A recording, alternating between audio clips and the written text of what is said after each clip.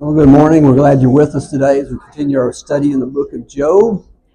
Uh, we are getting close to the end, and so for 42 chapters, that's a good idea.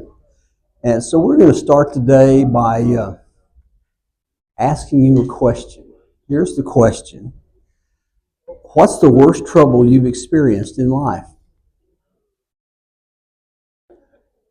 You may say there's too much to catalog. I don't know. Pick one. Or have you just had a peaceful life that has never had any flutters at all? Shirley? What's that?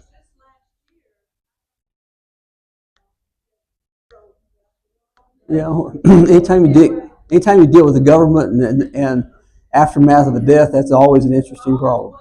I'm glad. So, what's the worst trouble you experienced in life? Oh, really? Okay. You couldn't live without it, huh? Oh my, that would be a lot of trouble, wouldn't it? It was. I bet you. Let me go on and ask you this. Well, what helped you in situations like that, and what didn't? What helps in trouble, and what doesn't help in trouble? Okay, the church helps. Okay, how does the church help? Okay, it's kind of more of an encouragement and a strengthening, even to help you go through what you can't get rid of. Okay, what helps and what doesn't? Okay, ignoring a problem does not make it go away. It's kind of like I know people who don't want to check their bank account lest they find out they don't have any money. The truth is you don't have any money regardless of whether you look or not. And so that's the same principle about I don't get on the scales because I don't want to know how much I weigh. I mean, it's all there. So you do have to face things like this. So we're gonna come down to where we're talking right now about Job. Has Job been helped so far in this book, from your estimation? Okay, why? They come to help? Okay, they came to help. So what would have helped him? Okay, their presence rather than their preaching is one way to put it, okay? Yeah, just being there without trying to explain things, okay? Offering hope, because they didn't have a whole lot. I mean, when you get through this, you feel worse when you get finished than when you started. Yeah, but a little bit of hope helps a whole lot. That's a real problem, and so that he needed help that way. Okay, they were giving wrong answers to his questions, and his questions are not answerable by men. We're going to find out, especially next week. Yes, about presence. Yeah, just being there. That would have. I mean, there's a lot to be said about someone who is just compassionate and kind of feels in the same way you feel. So let me ask you, what do you think Job's key issue was? What's his real struggle? Uncertainty. He doesn't know what's going to happen or what has happened. Okay. Why am I here? That's an interesting idea. Job, as we've gone through this, there's been all these things that have happened, and all these speeches that have been made, and it's kind of strange. Here's the. They used to call this the Reader's Digest summary. Today is called TLDR. You know what that means? Too long, don't read. Okay, so if it's too long and don't read, here's the summary of the book of Job so far. Job suffers and he has 3 friends to come to him in suffering, period. That's about all that you can really say. And so he's caught in this struggle. We saw it unfold in chapter 1, and then into chapter 2 it gets worse. And then in chapter 3 and on, there's this struggle about how do I deal with this and how do I get out of it. Now the friends come, but what do you think their goal was when they came to Job in the first place? Okay, we know better than you do, and so as some people would say, sit down, shut up, and maybe you'll learn something in all this. They were trying to get him set up right. Sheila? Yeah, they came for good reason. That's the point, that their goal was something else. Okay, that's what you're supposed to do. I mean, that's what's supposed to happen. So that Job's three friends come, and I think they come really honestly. I have to give them the benefit of the doubt that they came to alleviate his situation. I don't think they came to make him miserable. I think one of the lessons in the book of Job is you come and you try to help people, but the problem is you may make it worse than you're trying to help them. As the Hippocratic Oath says, in your healing, do no harm. They did a lot of harm in their healing. And so, but I think they came to alleviate a situation. But here's what happened. They said, you have to understand what you did to get in this situation. Therein lies off of the track. And so they make go ahead, John. Okay. Through the experience, something will happen to him. It's interesting because, but when you come to this chapter, to this lesson today, here's what he has heard. This is what all the friends have said. All of them, all three of them. Job, you're suffering. Duh, really? Tell me what I don't know. See, it doesn't ever tell something that you must be miserable. Yeah, what gave you the first clue? You know, it's kind of what that is. They told him first, you're suffering. Secondly, they said, but the reason you're suffering is because you sinned. There's an assumption. And we're going to explore a little bit more of that today. So Job, because you sinned, you need to repent and turn back to God because you've gotten in crosshairs with God somehow. You need to get back with Him, and if that'll happen, you'll get your old life back. Now, only one thing is obvious. The rest of them are conjecture. And that's what's bothering Job, is that he doesn't believe that. Because when you come to chapter 27, as he ends a section, in a sense, he says, far be it from me to say that you're right. You're not right. He said, till I die, I will not put away my integrity from me. I will hold fast my righteousness and will not let it go. My heart does not reproach me for any of my days. I am innocent. I have a clear conscience. I can think of nothing I have done absolutely wrong that has prompted this experience in my life, despite what you guys say. Job has a lot of internal strength. I mean, I don't know how I would respond in a situation, but if you're broken down the way Job is broken down, I think you might just wallow in pity. But Job doesn't do that. He fights back in all of this. And so to do that, he does some things. Today we're going to meet another man, but before that, he goes through this section in chapter 29 in which he does three things. First of all, he looks at his past and he remembers. Oh, that I were as in months ago, as in the days when God watched over me. That's called the good old days.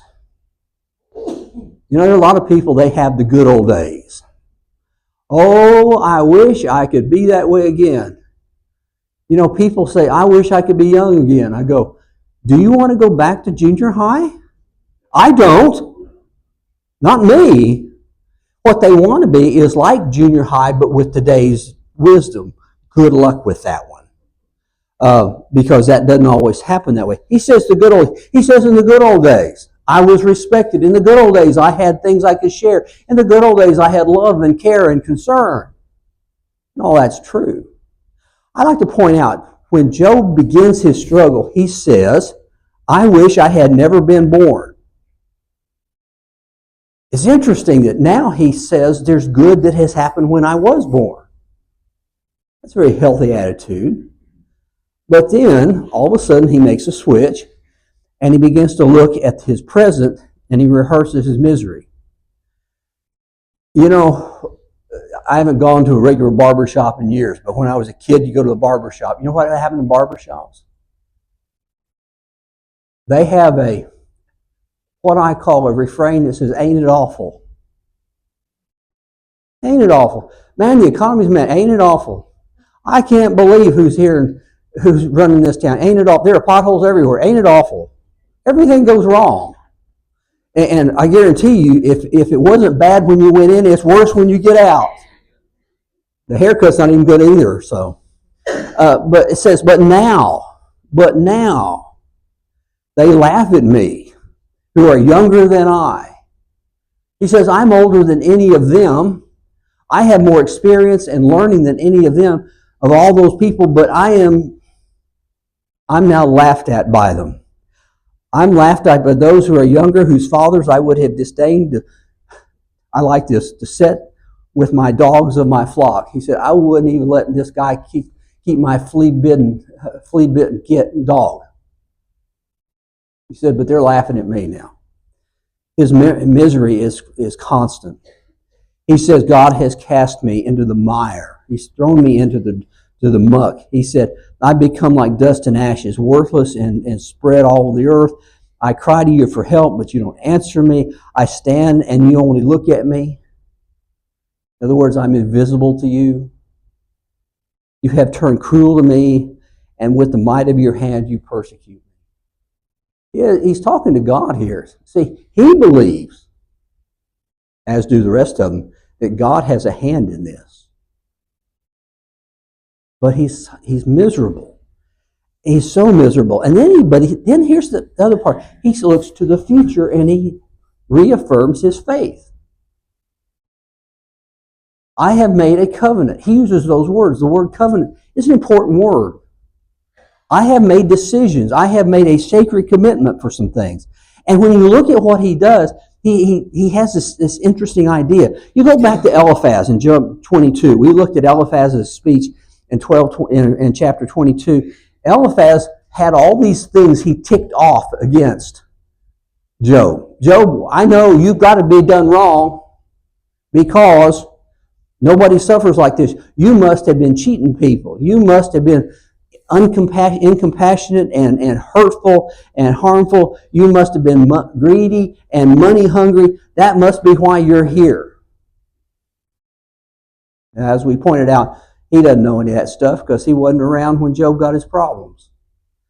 But listen what Job has to say. He said, I have not and will not lust after someone else. I have not and I will not lie. I have not and will not commit adultery. I have not and will not oppress others. I have always and will continue to be compassionate to other people. And I have not and will not act out of greed. Job says, this is where my integrity is. This is what my life is. I have done everything I know to do that God has asked me to do, and I will continue to do that in spite of my circumstances. Job has a great amount of strength. Faith is doing the right thing even when it doesn't make sense. That's what Job's doing here. But then, entering the picture after that one chapter is a man named Elihu. We don't know anything about Elihu, frankly. Elihu kind of comes in and leaves. He's not part of the three friends from what we know. We don't know whether he's local, whether he's a servant that's kind of wandered in, whether he's just one of those guys off the street said, hey, I heard about this guy who's got a lot of problems. I want to go see what kind of condition he's in. You do know that there are people who will have a wreck looking at a car wreck, don't you? As I heard one guy on the radio one day, he said, there's a car upside down on Central Expressway. I'm sure that you know what the undercarriage of a car is, so keep moving. You see, there's the problem. Some people just come in and go, hey, this is kind of interesting to look at. I don't know if Elihu is like that or not. He's young by his own admission. And so he comes and he has a particular point of view. But he's long-winded. What he has to say takes 5 chapters of the book of Job. Now that's longer than 12 books of the Old Testament, and it's bigger and it's longer than 17 books of the New Testament. I've seen this happen. I've known preachers like this. I always say they can't land the plane. By that I mean I've heard these guys, and they go and they get to what the conclusion is, which is about 20 minutes before they stop, frankly, and they get to where they could say, "This is it," but then they keep going. It's like they don't know where this is going to go. They don't know where the conclusion is. They don't know how to stop it, and they don't know what they're looking for. One is what it is, and so they're circling the field, looking for a place to land. The problem is they can't find a place to land. They finally run out of gas and crash. That's right. And see, that's what he does. I'm just going to talk and talk and talk and talk and talk, and maybe the number of words I speak will say a lot. In fact, he admits this. Now, I like this. I like it for a good reason, because it is so ironic. I am full of words, but the Spirit within me constrains me. Hardly. I have so much to say, but I have kept a lot of it bottled up. Hooey. Now, there's this statement that Jesus makes in Matthew chapter 6, verse 7. It applies to prayer, but it applies to everything, which is we tend to think as human beings that when you fill the air with words, it's profound. The more you say, the better it is. I always think about when Lincoln went to Gettysburg. Lincoln was preceded in speaking by Edward Everett, the great orator of the day. Everett's speech lasted an hour and 40 minutes. After that, Lincoln gets up. He has 87 words. What the Gettysburg Address is, 87 words. And he sits down. The papers of the day crucified him. His own hometown paper said, "What a buffoon we have." I like to ask you a question. Did you ever memorize the speech of Edward Everett? Everett wrote him a letter that says, "Whatever you said was better than 4 times what I said." He recognized that the words don't mean a lot. Don't say a lot of words, and yet here's Elihu violating that. He's also another angry young man. I see what he says at the very beginning. Then Elihu burned with anger. He was angry at a lot of things. He was angry at Job because Job would not admit he was a sinner. It was plain as the nose on your face. He can't get it. I'm mad at you because you can't see it.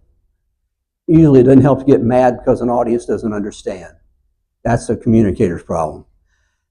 And he burned at the friends of Job because they couldn't make him do it.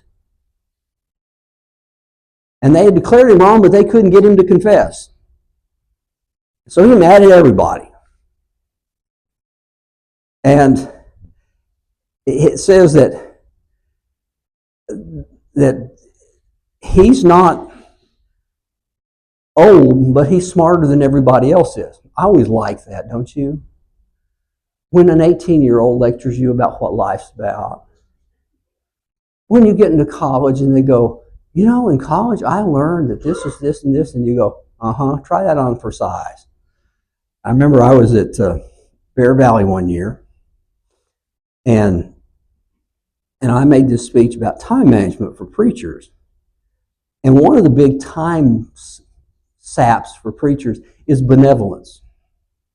There's a guy that comes in, he wants to talk and talk and talk and talk and talk and talk. And then at the end of the thing, I need about $100.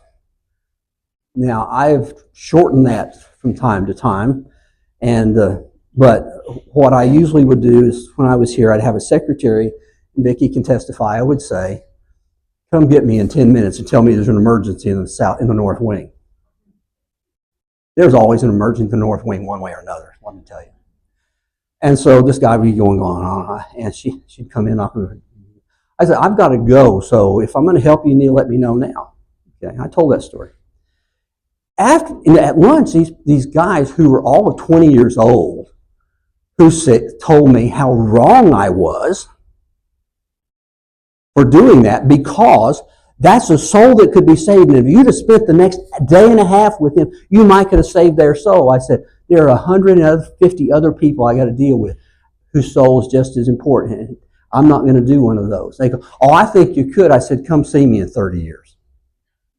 Not one of them called. But see, this is the problem. He says, I am young, but I've got the smarts. It's not the old who are wise, not the aged who understand what is right. Therefore, I say, listen to me. Let me declare my opinion. I got this thing figured out where those other guys, they missed the boat. So just ignore them, just listen to me. He says, you say, he puts words in Job's mouth. You say, I am pure without transgression. I'm clean, there's no iniquity in me. Job never said that. He never said he's sinless. He said he maintained his integrity. But he never said he's sinless. But this is what he says. So he sets it up as a straw man, begins to kick it over. He said, now, God, but this is where the novelty of Elihu comes. He adds a new wrinkle in this. And the wrinkle is that suffering is preventative.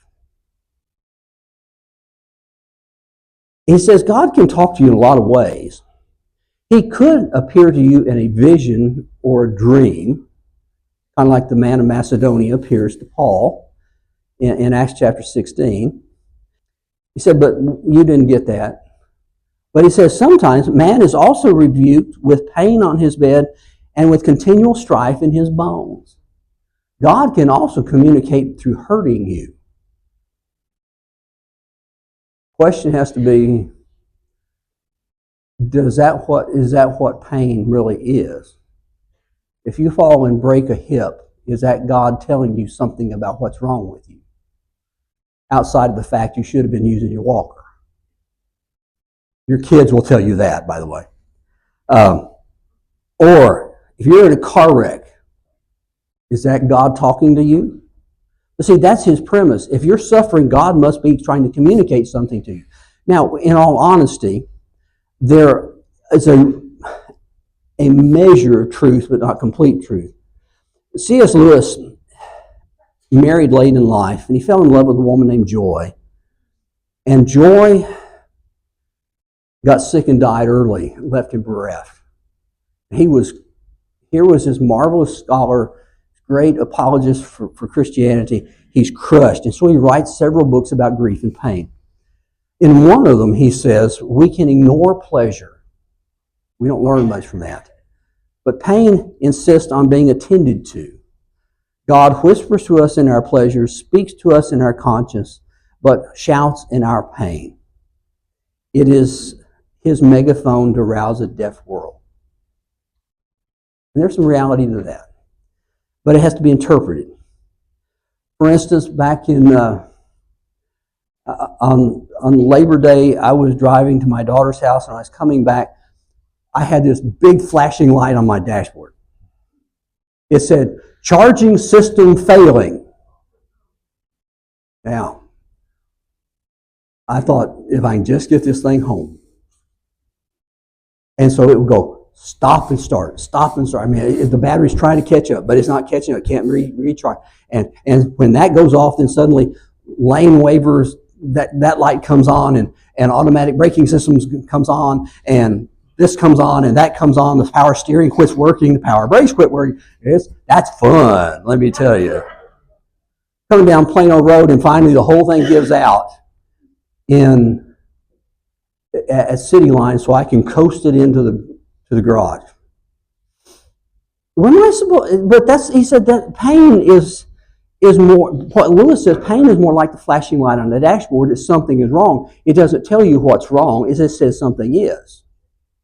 So this may not be it.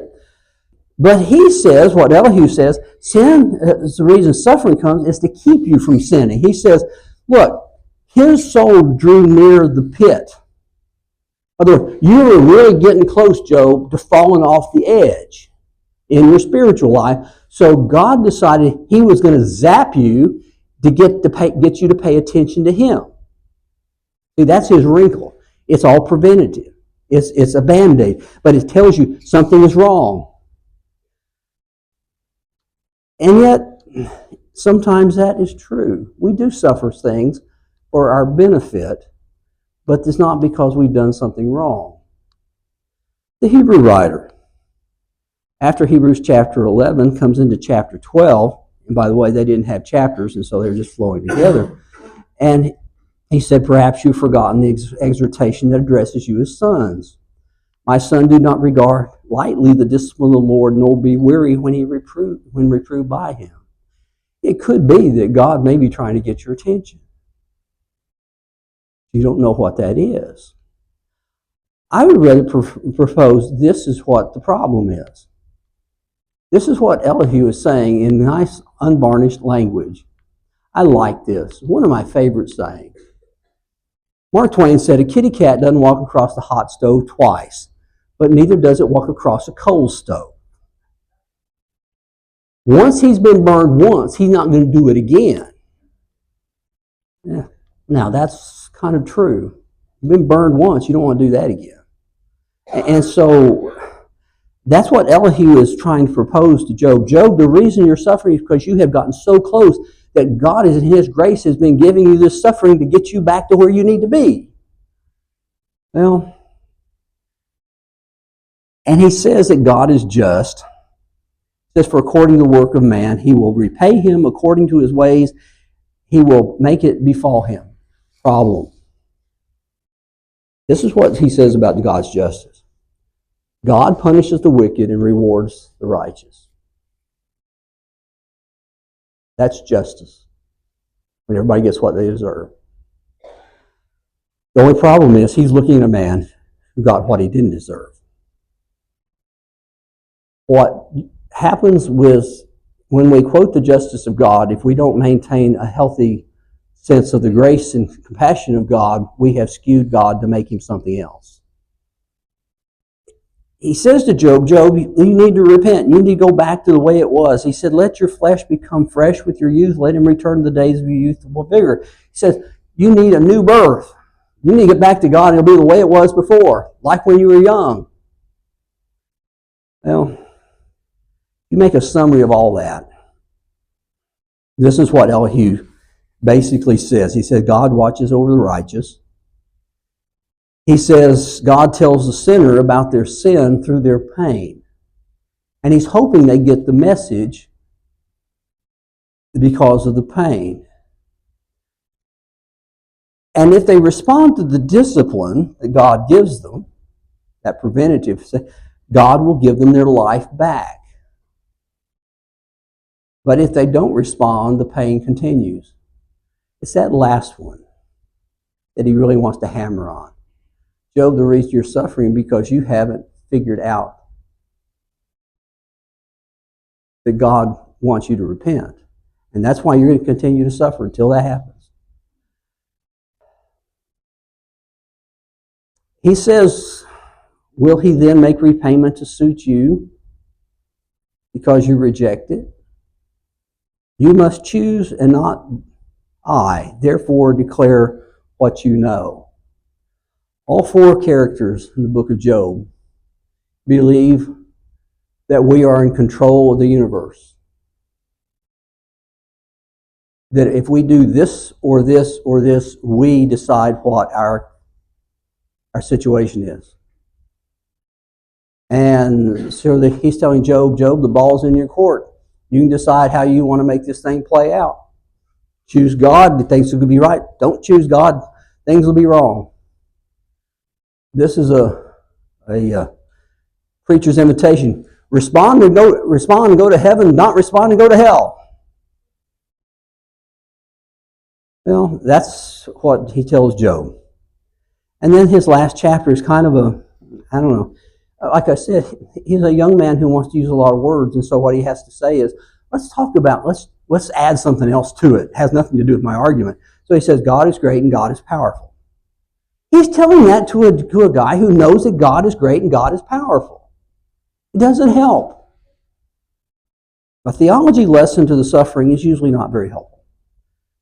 Elihu's difficulty is this. First of all, there's a phrase I like to use called TBU. True but useless. It's what Jeff Foxworthy used as his gimmick for "Here's your sign." He says you come across a guy, he's trying to change a tire, and you come up and says, "You got a flat?" True but useless. Doesn't get the tire changed. This is the same thing with Elihu. Elihu tells him everything is true in some way, but it doesn't help him. It doesn't get him out of his mess. Secondly, he says everything that Elihu says is directed to the wrong man. He's not a sinner. Now, this works real well if you go down to the dregs of society. But he's not one of those. And so he's directing his sermon to the wrong people. This is like the preacher who preaches on Sunday night. You guys need to be here on Sunday night. They're already there. And so that's the problem. While he knows a lot, he doesn't realize how much he doesn't know. One of the things that, before we speak, we need to take a good, healthy measure of what we don't know. Because a lot of things we don't know about life, about situations, about other people. The problem, though, that we meet with Elihu and the rest of the friends, because we're wrapping up all these speeches of friends, by the way, today. The three friends in Elihu all believe the same thing, that God sent suffering. And that gives Satan too much credit. Satan can be on the sidelines saying, I don't know why God's doing this. Yeah, but God doesn't send the suffering, does he? But that's what they're saying. God sent the suffering. That's part of the issue of the book of Job, is to ascribe Job's pain to God rather than Satan. They also speak for God, but they don't know God. You know, one of the great problems of teachers, preachers, and anyone else who wants to tell people something is this, and that is to speak out of books rather than out of reality. Because you can speak about God without knowing God.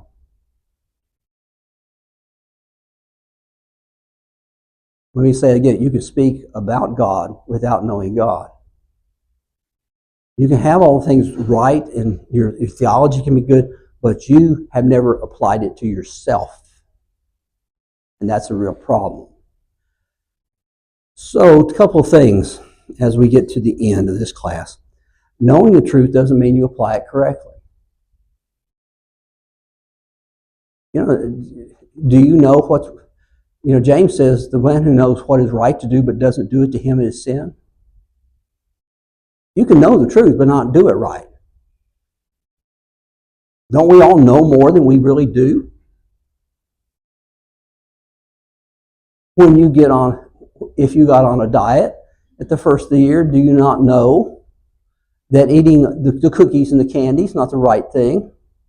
Or do you just ignore that and say, I think there's some magic out there? There's magic now, it's called a shot, but you know, you have to be fabulously wealthy or give your kidney away to get one. But knowing the truth doesn't mean you apply it well. And a lot of people go through Scripture and they go, well, this is true, say, okay, how are you going to do that? And it's in the doing and the living that's the problem. And so that's a real issue. The other is, you have to ask yourself, how big is your God? Now, there are two sizes of God. There's a small God and a big God. Let me illustrate this way. When I was in college, I preached for the little church out at Noodle, Texas. Real place. And, you know, Jimmy Doan knows it. Bless your heart, you know. And out there, when I was there, I was 22, 23 years old. And a member died, and so they wanted me to do his funeral. So at that time, now we're talking 50-something years ago now. So I think all the parties are gone by now, so I can tell the story. But there was a funeral home in downtown Merkel, and it was a family-run funeral home. There was the father, The grandfather who founded it. His son then was working for him, and his grandson, who was 5 years old, as best I could gather, was working too. Now, a 5-year-old in a funeral home is a funny thing. But they all wore shiny sharkskin green suits, white shirts, green ties. All three of them, even little 5-year-old. Here he is. He has a job. You know what his job is? They gave him a fly swatter. And his job is to swat the flies when they land on the casket. He goes around, he goes, boom, boom, boom. You know, there are people who believe that's what God does. He's a little boy going around swatting flies off caskets. He's there to create as much trouble in your life as possible. He creates suffering and pain. That's all he does, is to try to get you to deal with your life. Or is God the God who oversees the things of life and says, I am there to help and to understand and to get you through this? One's a small God, one's a big God. How big's your God? Now I say that because up until now, you started chapter 1 with us and you've gone through this lesson today. God doesn't show up in human existence. He's in heaven. He's watching all this. He sees all this taking place. You haven't heard from God at all. What Job's complaint is, I wish God would speak. You've got Eliphaz, Bildad, Zophar, and Elihu have spoken. Job has responded. Job's wife has spoken. God has not spoken. And so it's time to hear God's point of view, which is where we're going to be next week. What does God say when he finally gets a chance to say, here's the reality? So we'll see that next week. Thank you very much.